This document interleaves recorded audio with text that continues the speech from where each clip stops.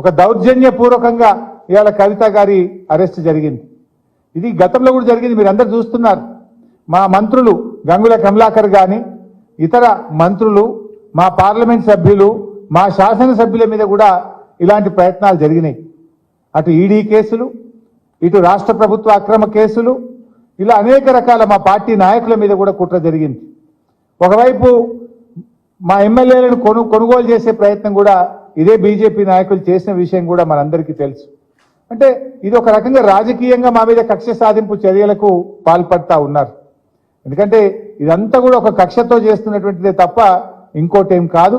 ఈ అప్రజాస్వామిక చర్యలకు నిరసనగా ఈరోజు కవిత గారి అరెస్టుకు నిరసనగా రాష్ట్ర వ్యాప్తంగా కూడా రేపు అన్ని నియోజకవర్గ కేంద్రాల్లో పెద్ద ఎత్తున నిరసన కార్యక్రమాలు చేయాలని చెప్పి పార్టీ పిలుపునిస్తా ఉంది. ఎందుకంటే ఈరోజు ఈ అరెస్ట్ అనేది కేవలం రాజకీయంగా ప్రేరేపితమైంది. ఒక సంవత్సరన్నర కింద కవిత గారిని విట్నెస్ కింద నోటీస్ ఇచ్చారు.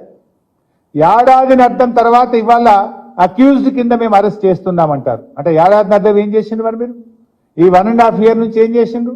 రేపు పార్లమెంట్ ఎన్నికల నోటిఫికేషన్ వస్తే ఇవాళ అరెస్ట్ చేయడం అనేటువంటిది ఇది పూర్తిగా రాజకీయ దురుద్దేశంతో ఒక కుట్రతో చేసినటువంటిదే తప్ప ఇంకోటేమీ కాదు.